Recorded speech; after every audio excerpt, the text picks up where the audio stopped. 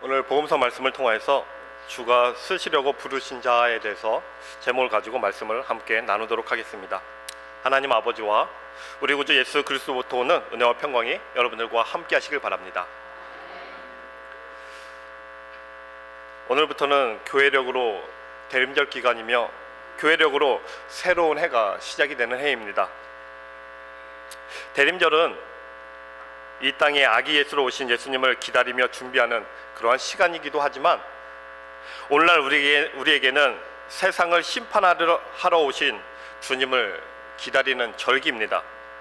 그래서 대림절은 주님의 오심을 기다리며 우리 자신의 신앙을 돌아보고 회개하는 절기로 지내야 합니다. 예수님께서 이 땅에 다시 오신다라는 것은 이 땅에 심판이 있다라는 것을 말합니다. 그렇기 때문에 기독교 신앙에서 가장 중요한 사건의 또 다른 하나는 예수님의 재림의 사건이라고 말할 수가 있습니다. 그래서 기독교인의 관심은 예수님의 재림을 기다리는 신앙이 되어야 합니다. 그런데 여러분들은 예수님의 재림을 과연 기다리고 있는지 한번 생각해 보시기 바랍니다. 예수님이 재림하셔서 우리에게 이루어질 영광된 하나님의 나라가 어떤 나라이고 그 나라를 알고 싶고 예수님과 함께하고 싶은 열망이 여러분 자신에게 있는지 한번 생각해 보시기 바랍니다. 만약에 우리가 예수님에 대한 열망도 없고 알고 싶은 마음도 없고 관심도 없고 종말에 대해서 생각이 없다면 그 이유는 단 하나이죠. 이 땅에서 살아가는 내 자신의 삶의 문제에만 집착하며 살아가다 보니까 언제 있을지 모르는 예수님의 재림에 대해서는 마음도 끌리지가 않고 관심도 없게 되어지는 것입니다. 그래서 예수님을 믿고 따르는 일에 대해서는 별로 관심도 가지지 않고 살아가게 되어질 수밖에 없는 것이죠. 우리가 아무리 교회를 잘 다니고 있다고 할지라도 예수님께서 무엇 때문에 오셨고 또 무엇을 위해서 사셨는가 주님에 대해서 우리가 무지하거나 마음을 닫고 있다면 그것은 주님을 믿고 있는 것이 아닙니다. 바른 신앙의 모습이 아니라는 말입니다. 그래서 저와 여러분들에게 정말 중요한 것은 주님이 어떤 분으로 오셨는지를 알아가는 일에 힘써야 합니다. 그래야 어떻게 하는 것이 예수님을 따르는 것인지를 우리가 바르게 알 수가 있습니다. 오늘 말씀을 통하여서 주님이 어떤 분으로 오셨고 우리가 가야 할 길, 그 믿음의 길이 어떤 길인지를 알아가시는 그런 시간이 되시길 바랍니다. 예수님께서 예루살렘으로 가시는 도중에 벳바게라는 곳에 이르렀습니다. 그곳에서 두 제자를 맞은편 마을로 보내시면서 그곳에 가면 매인 나귀와 나귀 새끼가 함께 있는 것을 보리니 풀어 내게로 끌고 오라 말씀하십니다. 그리고 만일 누가 나귀를 끌고 가는 일로 무슨 말을 하거든 주가 쓰시겠다 그렇게 말을 하면 즉시 보내리라는 말씀을 하십니다. 이 예수님의 말씀대로 제자들이 가서 나귀와 나귀 새끼를 끌고 옵니다. 그리고 이것을 선지자를 통하여 하신 말씀을 이루려고 하십니다. 그렇게 말씀하고 계십니다. 즉 제자들을 보내서 나귀와 나귀 새끼를 끌고 오게 하신 것이 선지자의 말씀을 이루기 위한 일로 예수님은 말씀을 하고 계십니다. 그런데 예수님께서 나귀와 나귀 새끼를 그냥 끌고 오라는 말씀이 쉽게 우리에게는 납득이 되지가 않습니다. 나귀와 나귀 새끼는 주인이 없는 나귀가 아니라 주인이 있는 나귀입니다. 그런데 그 나귀들을 무작정 끌고 오라고 말씀하십니다. 또 주인이나 주위에 있는 사람들이 무슨 말을 하면 주가 쓰시겠다 말을 하고 끌고 오라고 합니다. 주가 쓰시겠다라는 그 말 한마디로 나귀와 나귀 새끼를 내어준다라는 것이 우리의 상식으로는 쉽게 납득이 되지 않는 그러한 내용입니다. 그래서 오늘 본문에서 우리가 중요하게 볼 말씀이 바로 주가 쓰시겠다라는 말씀입니다. 주가 쓰시겠다라는 말씀은 주님께서 쓸 용도가 정해져 있다라는 말입니다. 예수님은 나귀를 쓸 용도를 정해놓지 않고 무작정 데려오라고 말씀하고 있는 것이 아니죠. 정해져 있습니다. 그것도 구약의 선지자의 말씀을 통하여서 이미 정해져 있습니다. 스가랴 9장 9절의 말씀을 보시면 시온에 따라 크게 기뻐할지어다 예루살렘에 따라 즐거이 부를지어다 보라 내 왕이 내게 임하시나니 그는 공의로우시며 구원을 베푸시며 겸손하여서 나귀를 타시나니 나귀의 작은 것 곧 나귀 새끼니라. 예수님은 이 말씀을 이루기 위해서 나귀와 나귀 새끼를 끌고 오라고 말씀을 하십니다.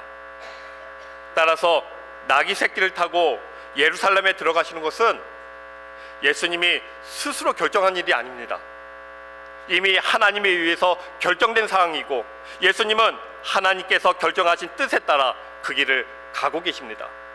바로 예수님께서 어떤 왕으로 이 땅에 오셨는가를 보여주시려는 것이 예수님이 나귀 새끼를 쓰시려는 목적입니다. 예수님을 태우게 된 나귀 새끼도 선지자의 말이 있었기 때문에 예수님을 태우게 되었습니다. 나귀 새끼를 탄다는 구약 선지자의 말이 없었다면 예수님이 나귀 새끼를 끌고 오라고 말씀하지도 않았을 것이고 예수님을 태울 일도 없었을 것입니다. 따라서 나귀 새끼가 예수님을 태우게 된 것도 하나님의 말씀과 뜻 안에서 이미 결정되어 있는 일이죠. 즉 나귀 새끼의 운명은 예수님을 태우고 예루살렘으로 들어가도록 이미 결정되어 있었다 그 말입니다. 이 나귀 새끼가 바로 우리들을 대변해주고 있습니다. 따라서 저와 여러분들은 주가 쓰시겠다라는 말씀에 붙들려 있는 자들입니다. 그러니까 이미 저와 여러분들은 하나님께 쓰일 받을 자들로 이미 정해져 있는 자들입니다. 바로 겸손의 왕으로 오신 예수님을 증거하고 전하기 위해서 쓰임받는 자들로 이미 정해져 있습니다. 그렇기 때문에 우리들은 내가 쓰임받고 싶은 용도를 내가 정해서 하나님 나는 이런 자로 쓰임받고 싶습니다, 하나님 나는 저런 자로 쓰임받게 해주세요, 이런 말을 할 수 없는 입장이 바로 저와 여러분들입니다. 우리를 하나님의 도구라고 한번 생각해 보시기 바랍니다. 목사, 장로, 권사, 집사, 성도의 도구로 하나님께서 우리를 부르셨습니다. 그런데 도구인 우리들이 나서서 하나님 나는 유명한 목사가 되고 싶습니다, 하나님 나는 돈을 많이 벌어서 헌금을 많이 하는 장로가 되고 싶습니다, 하나님 나는 세상에서 인정받는 집사가 되어서 하나님께 영광을 돌리고 싶습니다.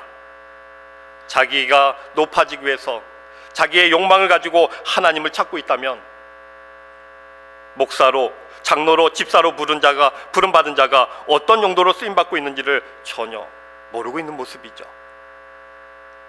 우리는 주인이 만든 자로 쓰여질 수밖에 없는 것이 바로 저와 여러분들입니다. 우리들은 하나님께서 사용하시겠다라는 하나님의 뜻과 계획에 순종하는 그 일만 있을 뿐이죠. 그 길은 연약하고 낮아진 십자가의 길을 가신 예수님만이 우리의 참된 구세주라는 그 사실을 증거하는 자로 살아가는 일입니다. 주가 쓰시겠다 하기 때문에 우리는 힘이 들고 고달프고 내가 잘 되는 것도 없기 때문에 나는 하기 싫습니다, 이렇게 나올 수 없는 자들이 바로 저와 여러분들입니다. 그러니까 우리가 가야 할 신앙의 길은 하나님의 뜻에 의해서 이미 결정되어 있다라는 말입니다. 때문에 우리가 가야 할 길이 무엇인지, 어떻게 살아가야 하는지, 그 모든 문제는 우리가 결정할 문제가 결코 아닙니다. 하나님의 말씀 안에서 계획되어 있고 결정되어 있는 그러한 길입니다. 그래서 성령이 오셔서 결정되어 있는 그 길로 우리를 인도해 가시죠. 그 길이 바로 낮아진 십자가의 길을 가신 예수님을 증거하는 길입니다. 그 길이 저와 여러분들에게 이미 결정되어 있습니다. 그 사실을 받아들이는 것, 그것이 바로 신앙이고 하나님에 대한 순종입니다. 우리가 증거해야 할 예수님은 5절을 보시면 나귀 새끼 타신 것을 그는 겸손하여 나귀 곧 멍에 매는 짐승의 새끼를 탔도다. 본문에서 말을 하고 있는 겸손은 예수님은 말을 타시는 것이 당연한데 나귀 새끼를 타신 것을 두고 겸손으로 말하고 있는 것이 아닙니다. 우리는 부자가 또는 높은 자리에 있는 사람이 자기 신분에 걸맞는 고급차를 타지 않고 중형차나 소형차를 타게 되면 그 사람을 참으로 겸손한 사람이다, 그렇게 바라보고 있습니다. 대개 겸손을 우리는 그런 식으로 이해하고 있죠. 신분에 걸맞지 않는 행동을 하는 것을 겸손으로 생각을 하고 있습니다. 그렇다면 차를 타고 다닐 수 있는데 자전거를 타고 다닌다면 그 사람은 더 겸손한 사람입니까?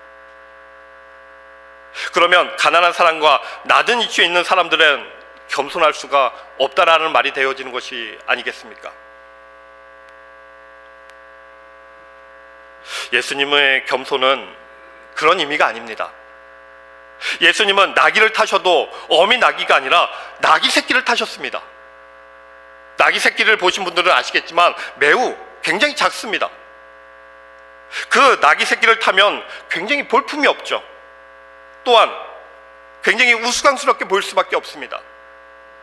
그리고 나귀 새끼는 비틀거리며 제대로 예수님을 태우고 가지도 못했을 것입니다. 사람들이 우습게 여길 그런 모습으로 보일 수밖에 없습니다. 그리고 멍에 매는 짐승은 자기 마음대로 움직이는 것이 아니라 주인의 뜻에 복종한다는 의미가 있습니다. 그러한 짐승의 새끼를 탔다라는 것은 멍에 매는 짐승의 새끼와 자신을 동일시하고 계십니다. 즉 멍에 매는 짐승이 가는 길이 바로 예수님이 멍에를 맨 종의 모습으로 가시는 길이며, 또한 새끼 나귀처럼 힘이 없고 비천한 가장 낮은 길을 가야 하는 것이 바로 예수님의 길임을 나귀 새끼를 타신 것으로 보여주시는 것, 이것이 바로 겸손입니다. 예수님은 그런 겸손의 왕으로 오셨음을 우리에게 보여주고 계십니다. 이처럼 하나님은 예수님을 왕으로 보내시면서 권위 있고 권세 있고 힘 있는 왕으로 보내시지를 않으셨습니다.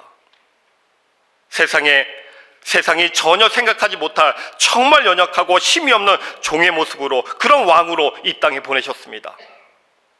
그래서 예수님은 하나님의 말씀에 순종하기 위해서 나귀 새끼를 타시고 예루살렘에 들어가십니다. 하나님의 종됨을 보여주시고 연약함을 보여주시고 낮아짐을 보여주시는 길을 가게 하시는 그 하나님 말씀에 예수님을 그대로 순종하고 계십니다. 그것이 바로 겸손입니다. 예수님은 하나님 말씀에 순종하여서 죄 있는 사람의 모양으로 오셔서 자신을 낮추시고 죽기까지 복종하십니다.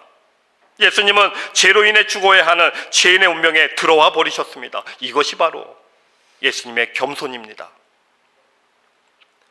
그래서 예수님의 겸손은 인간은 그 누구도 따라할 수가 없는 겸손이죠. 왜냐하면 우리의 수준은 낮아지는 척하는 것뿐이지 멍에 매는 짐승의 새끼와 자신을 동일시하는, 즉 자신을 종으로 여기는 그런 사람은 없습니다. 낮은 자리를 자신의 자리로 여기는 그런 사람이 되지를 못합니다. 겉으로는 고개를 숙인다고 해도 항상 자신이 높임받기를 원하고 대접받기를 원하는 것이 바로 사람이죠. 늘 자신을 포기하지를 못합니다. 예수님은 제자들에게 십자가의 죽으심에 대해서 3번이나 말씀을 하셨습니다. 예수님이 가시는 길이 죽는 길임을 말씀하심으로 인해서 예수님은 제자들이 기대하는 높아지는 길을 가기 위해서 오지 않으셨음을 드러내 보이셨습니다. 그러나 제자들은 이 예수님의 말씀을 무시하며 여전히 예수님을 통해서 자신들이 높아지기를 위한 욕망을 품고 있었습니다. 그래서 그들은 천국에서 누가 크냐 이런 문제로 서로 다투기도 하고요, 주님의 나라에서 우편과 좌편에 앉기 위해서 모친을 앞세우고 주님께 간청하는 일로 인해서 다른 제자들과 얼굴을 붉히는 그런 모습을 보였습니다. 제자들은 예수님을 연약하고 낮아지는 길을 가신 분으로 여기지를 않았습니다. 힘 있는 영웅 같은 그런 존재로 예상을 했습니다. 그렇기 때문에 나귀 새끼를 타고 예루살렘에 들어가시는 예수님을 상상도 안 했을 것입니다. 그런데 예수님은 그런 제자들에게 내가 가는 길은 낮아지는 길임을 나귀 새끼를 타신 것으로 또다시 보여주고 계십니다. 그리고 제자들이 갈 길이 어떤 길인가를 가르쳐주고 계십니다. 따라서 예수님께서 제자들을 부르시는 이유는 장차 너희는 내가 가는 길, 낮아짐의 길을 증거하는 자로 쓰시기 위해서 부르셨음을 상기시켜주고 계십니다. 그런데 아직까지도 제자들은 자신들이 어떻게 쓰일지를 모르고 있습니다. 그저 주님의 나라가 세워지면 높은 자리에 오르는 것에만 관심을 두고 있을 뿐이죠. 그런데 주님이 장차 성령을 보내심으로 인해서 제자들로 하여금 예수님이 가신 길을 가도록 만드십니다. 그 길을 가게 하시면서 예수님이 누구시며 무슨 일을 위해서 오셨는지 증거하게 하십니다. 바로 그 길에 저와 여러분들이 부르심을 받았습니다. 그것이 진정한 주님의 일꾼으로 주님께 쓰임받는 자로 살아가는 그러한 길입니다. 그러면 우리는 어떻습니까? 우리는 이 세상에서 높아지는 길을 원하지 않고 먹고 살아가는 일보다는 주님이 가신 길에 더 마음을 두고 있다, 그렇게 말을 할 수가 있겠습니까? 그렇지가 않죠. 우리는 힘이 있어야 내가 원하는 일을 할 수 있다고 생각합니다. 학력과 지식과 실력이 있어야 원하는 일을 하며 자신의 꿈을 이룰 수가 있다고 생각합니다. 배운 것이 많아야 높은 자리에 오를 수 있다고 생각하고 있습니다. 그런 길을 가기를 소망하고 있습니다. 유대인들이 영웅 같은 메시아를 기다린 것도 같은 이유입니다. 유다를 로마로부터 해방하고 유다가 세상의 중심이 되는 강력한 나라를 이루기 위해서는 힘 있는 영웅 같은 그런 메시아가 필요했습니다. 그런 메시아가 자기들에게 하나님께서 보내주신다고 믿고 있었습니다. 힘이 없으면 아무것도 할 수 없다고 그들은 생각을 했습니다. 하지만 예수님은 인간의 기대와는 다르게 가장 낮은 자리에 가장 힘없는 분으로 오셨습니다. 그리고 십자가에 죽는 길을 가시면서 우리의 구원을 이루어내셨습니다. 그러므로 예수님을 믿는 것은 힘과 상관이 없습니다. 잘 되고 못되는 거 이거 상관이 없습니다. 내가 높아지기 위해서, 나의 길을 가기 위해서 예수님을 따르고자 한다면 그것은 예수님을 따르는 것이 아니죠. 주님과 상관없는 길을 가고 있는 것입니다. 오늘 본문 앞부분에 보면 맹인들이 예수님께 불쌍히 여겨달라고 외치는 내용이 있습니다. 자신을 불쌍히 여김받을 자로 바라보는 눈이 있는 것과 없는 것은 엄청난 차이가 있습니다. 자신을 불쌍히 여김받을 자로 바라본다면 그 사람은 세상의 것에 마음을 두지를 않습니다.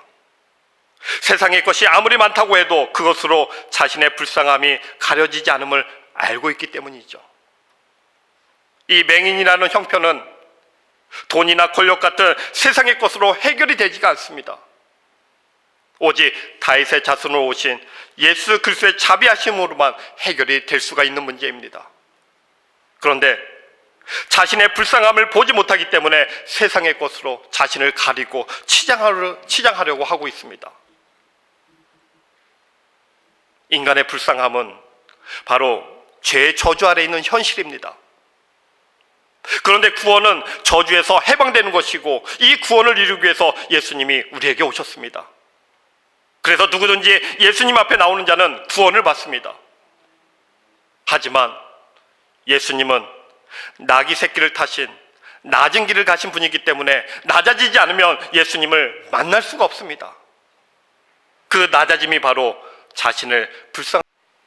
자신이 어떻게 살고 있든 상관없이 죄로 인해서 저주받을 수밖에 없는 자신의 본질을 바라보면서 불쌍한 자가 바로 내 자신임을 깨닫는 이것이 바로 우리의 낮아짐입니다.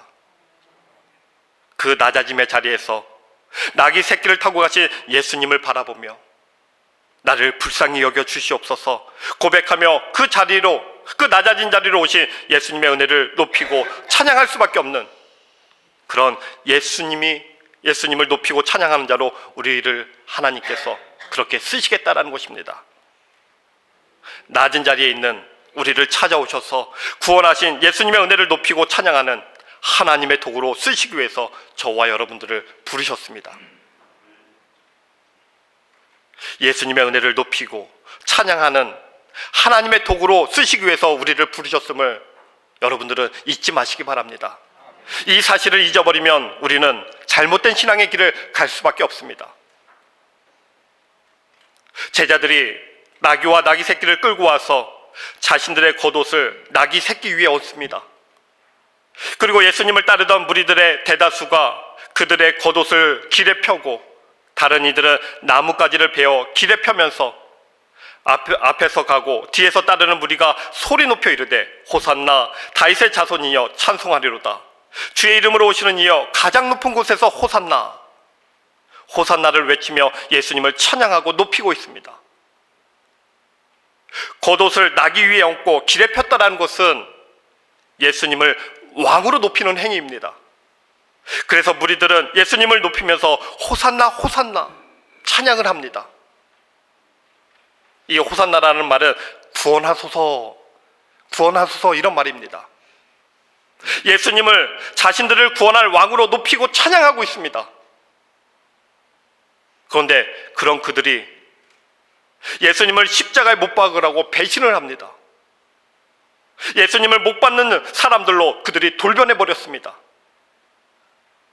알고 보니까 자신들이 기대했던 메시아가 아니었다라는 말입니다. 그들이 비록 예수님을 왕으로 높이며 따랐지만 예수님이 가시는 길과 그들이 가고자 하는 길은 전혀 달랐습니다. 강한 나라를 세워서 자신들을 잘 살게 해주는 그런 메시아로 함께 해주기를 바랬는데 힘이 없이 십자가에서 죽어가시는 그 예수를 보자 예수가 메시아가 아니었다며 예수를 떠나가 버립니다. 여러분들도 예수님을 따르고 계십니다. 예수님을 왕으로 찬양하고 계십니다. 그런데 여러분들은 예수님에게서 무엇을 기대하고 계십니까? 여러분 자신의 잘됨을 바라고 있다면 그분은 십자가에서 죽으시는 예수를 외면할 수밖에 없습니다. 예수님이 예루살렘에 들어가시니까 온 성이 소동하면서 이는 누구냐 묻습니다. 우리가 이분은 갈릴리 나사렛에서 나온 선지자 예수다라고 합니다. 갈릴리 나사렛은 빈민가이죠. 가장 비천하고 낮은 계층의 사람들이 모여있는 곳이 바로 갈릴리 나사렛입니다. 이처럼 예수님은 시작도 마지막도 세상의 힘과는 전혀 상관없는 그러한 길을 가셨습니다. 우리가 믿는 예수님도 갈릴리 나사렛에서 나오신 분입니다. 그렇기 때문에 우리를 부르시는 길도 그처럼 낮은 길을 가신 예수님을 증거하는 자로 쓰시겠다고 우리를 불러내셨습니다. 따라서 진심으로 예수님이 가신 길을 알고 있는 자라면 자신이 높아지려고 하고 자신을 위해서 예수님을 따르는 것이야말로 주님과는 전혀 다른 길을 가고 있음을 알 수밖에 없죠. 여러분들은 예수님께서 여러분들을 불러서 쓰고자 하시는 그 길을 진심으로 살아가고 계신지 한번 여러분 자신을 돌아보시기 바랍니다. 아마도 예수님이 가신 길보다 내가 가고자 하는 그 길에 더 마음을 두고 살아가고 있을 것입니다. 이것이 바로 우리의 현실이기 때문에 우리는 그 누구도 주님 앞에서 주님을 믿고 있고 따르고 있다고 자신 있게 고백할 수 있는 그런 자들이 없습니다. 그래서 우리가 주 앞에 나올 때마다 할 수밖에 없는 것은 나를 불쌍히 여기소서, 나는 죄인입니다, 이런 고백이 우리에게서 먼저 나올 수밖에 없습니다. 진실로 나는 죄인입니다, 나를 불쌍히 여기소서, 이런 고백이 우리에게 있다면 예수님이 가신 그 낮아진 그 길 외에는 생명의 길이 없고 진리의 길이 없다는 것을 실감할 수밖에 없습니다. 그렇기 때문에 우리는 주님께 내 길을 맡기면서 내가 쓰임받는 길을 알았기 때문에 나를 주님의 도구로 사용해달라고 주님께 나를 맡기는 삶으로 우리는 나아갈 수밖에 없습니다. 그것이 바로 우리의 믿음이 되어야 합니다. 여러분들은 나귀 새끼를 타고 예루살렘으로 들어가시는 예수님에게서 무엇을 보고 계십니까? 우리를 구원하시기 위해서 낮아진 길을 가시는 그 주님을 보면서 그 주님의 십자가 은혜가 아니면 저주에서 벗어날 수 없는 내 자신의 불쌍함을 보며 회개하며 주님의 은혜를 간절히 원하고 그런 은혜가 우리 가운데 있어야 합니다. 그런 은혜를 붙들고 살아가야 합니다. 그런 자가 바로 주님께 쓰임받고 있는 자입니다.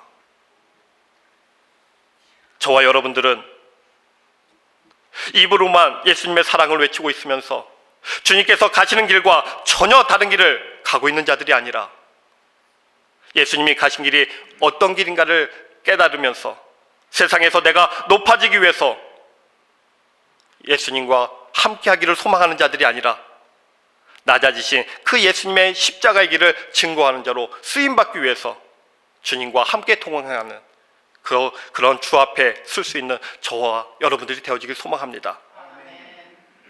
그로 인해서 주님이 가신 길을 증거하는 자로 쓰임받는 우리 도봉교회 모든 성도들이 되어지길 주님의 이름으로 간절히 축원합니다. 모든 지각에 뛰어난 평강의 하나님이 예수 그리스도 안에서 우리의 마음과 생각을 지켜주실 것입니다.